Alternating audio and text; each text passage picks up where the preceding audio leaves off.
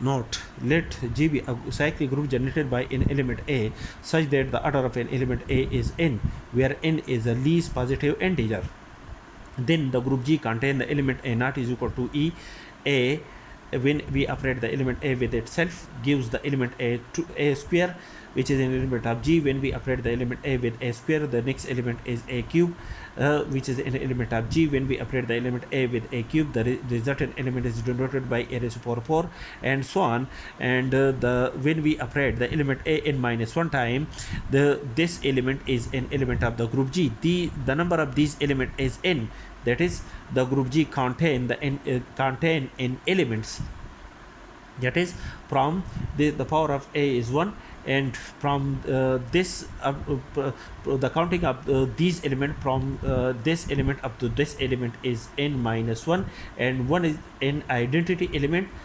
Therefore, the total number of element is equal to n, which is equal to the order of the element A, according to the previous theorem that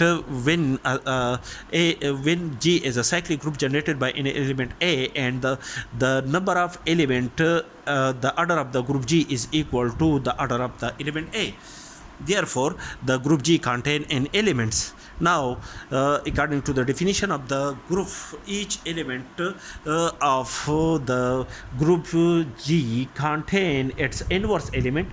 Now, to check the inverse element of each of these elements, now the inverse element of the element A is A n minus 1, because when we operate these two elements according to the binary operation defined on the group G, the resultant element is equal to A raised to power n minus 1 plus 1 is equal to A raised to power n, and A raised to power n gives an identity element.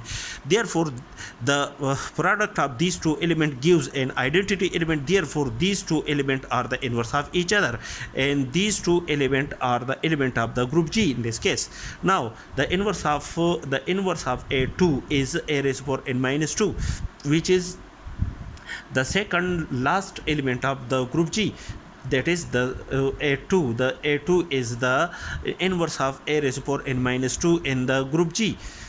Because when we operate these two elements under the binary operation defined in the group G, gives the element A raised to power n minus 2 plus 2 is equal to A raised to power n, and A raised to power n is equal to the identity element. That is, when we operate these two elements, after the operation of the product of these two elements gives an identity element E of the group G. Therefore, these two elements are the inverse of each other. Similarly, the inverse of the element A cube is A raised to power n minus 3 in the group G.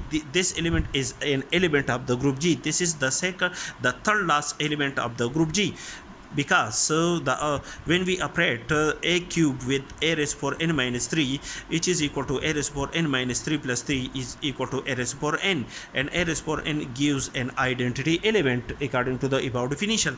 That is, when we operate these two elements, after the operation of these two elements, the result is an identity element. Therefore, we can decide that these two elements are the inverse of each other, and so on. That is, the inverse of A raised to power 4 is A raised to the power n minus 4, and so on. Therefore, the inverse of each of the element in G is exist in the group G, which we can calculate by adopting this procedure.